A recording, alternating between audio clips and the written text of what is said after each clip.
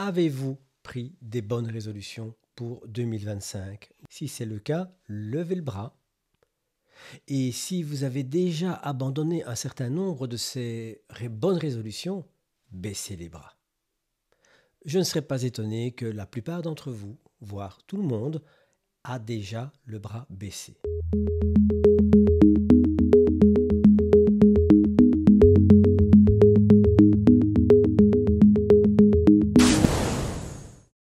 Salut les bienveilleurs, une excellente année 2025, une pleine réussite, une pleine santé avec tout l'enthousiasme nécessaire.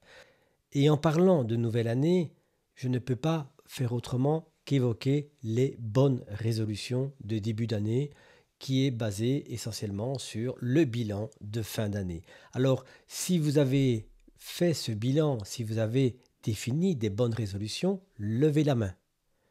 Et si déjà vous en avez abandonné certaines, baissez la main. Je ne serais pas étonné que la plupart d'entre vous aient déjà baissé la main de la même façon que vous avez probablement ou possiblement baissé les bras par rapport à cette décision pourtant déterminée d'accomplir ou de réaliser certaines bonnes résolutions pour l'année nouvelle. Et c'est pas étonnant, vous n'êtes pas les seuls, de loin. Vous avez décidé de faire du sport et vous dites bon, demain, aujourd'hui, il fait trop froid. Ou bien alors vous avez décidé de faire régime et qu'est-ce que vous vous dites? Bon, je commencerai après la galette des rois. Ou bien alors vous avez décidé d'apprendre une nouvelle langue et buenas tardes, ciao ciao, bye bye. Et si, au lieu de nous flageller avec nos échecs, on prenait un peu de recul? Si nous essayions de comprendre la structure même d'une bonne résolution. Vous connaissez peut-être l'ikigai, ce concept japonais qui explore l'intersection entre ce qu'on aime, ce à quoi on est bon, ce dont le monde a besoin et ce pourquoi on peut être payé. Eh bien, nos résolutions, ça fonctionne un peu sur le même principe d'intersection et je vous propose de les découvrir avec 4 dimensions différentes. Je les appelle les dimensions fondamentales des bonnes résolutions. Nous allons voir ces 4 dimensions et je vais y ajouter ce qu'on appelle un ancrage avec la main qui va vous aider à vous rappeler ces 4 dimensions au moment où vous en aurez le plus besoin. Alors, la première dimension, c'est le désir. On va le matérialiser comme les mains ouvertes. C'est la flamme, c'est l'étincelle, ce qui vous fait vibrer. Et d'ailleurs, sans désir authentique, une résolution n'est jamais qu'une corvée qui est déguisée.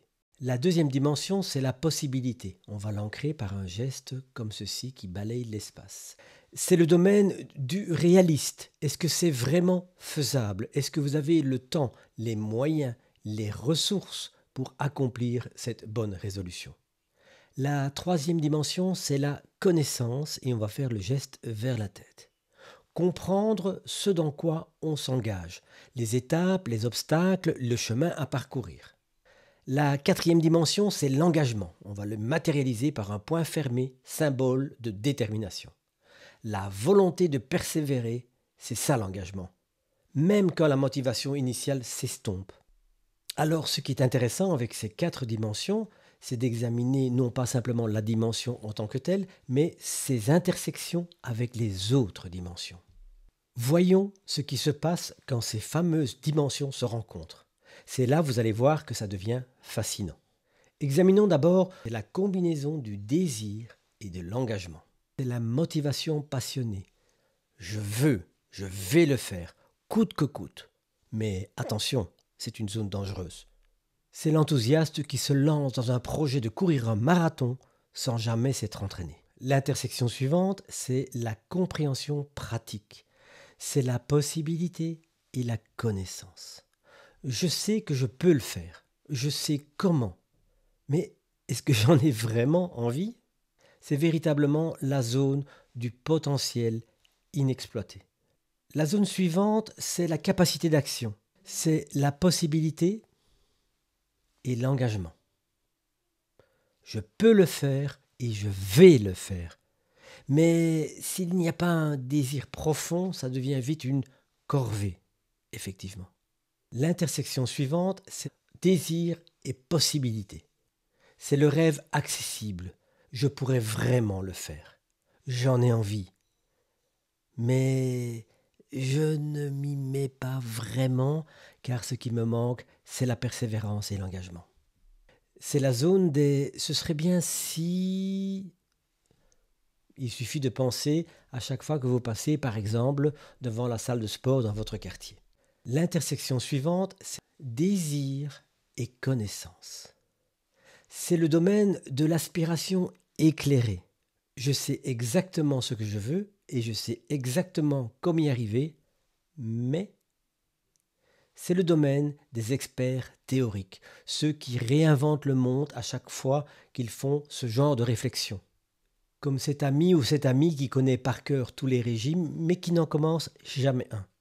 Venons-en à la zone que j'appelle l'action réfléchie. C'est la connaissance et l'engagement.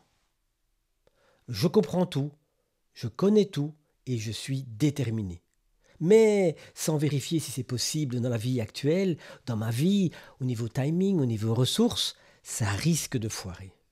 Alors bien sûr, il y a la zone optimale, la zone qui regroupe l'ensemble de ces 4 dimensions.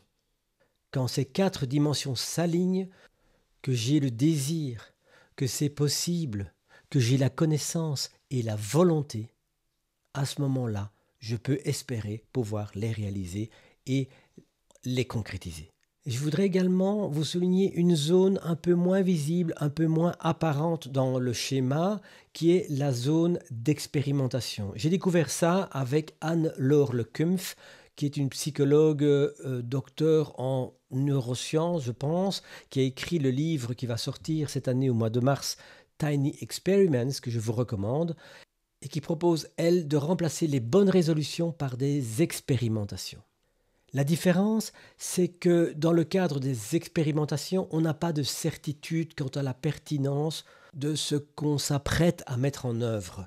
Les bonnes résolutions, parfois, c'est un peu dans l'idéalisme, on va le faire, oui, ça va, c'est ok, et en fin de compte, on se heurte à la réalité des choses. Avec l'expérimentation, on adopte une démarche qui est véritablement une démarche scientifique.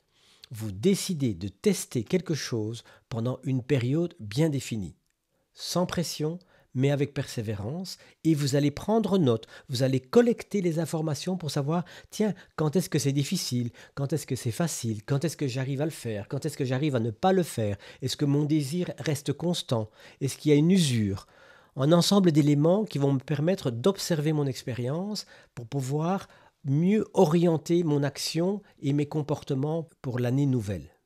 Par exemple, je vais essayer la méditation pendant 30 jours et pendant 10 minutes par jour. Et je vais voir ce que ça donne.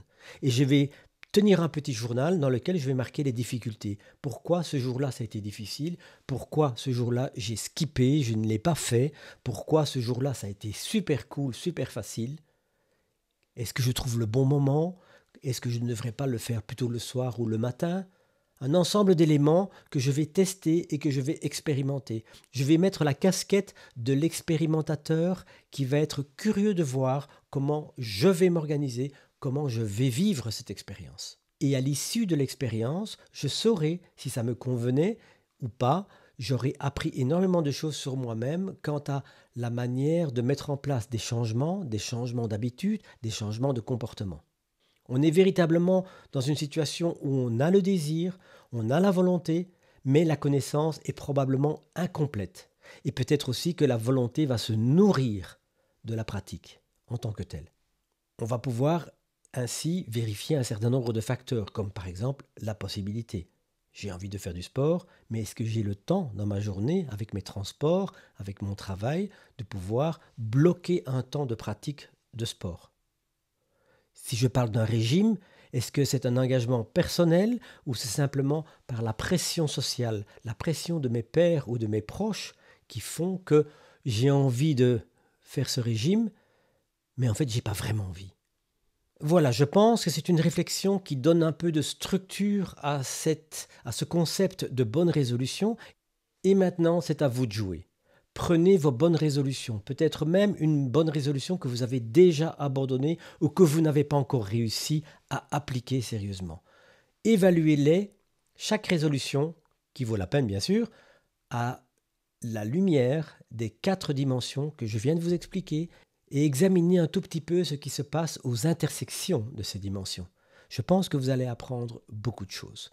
Et pour bien commencer cette année, j'ai un petit cadeau à vous faire, un guide qui vous permettra de vous guider, de vous orienter et de poser les bonnes questions pour la définition des bonnes résolutions, je veux dire celles que vous allez appliquer réellement et qui va véritablement transformer votre vie durant cette année 2025.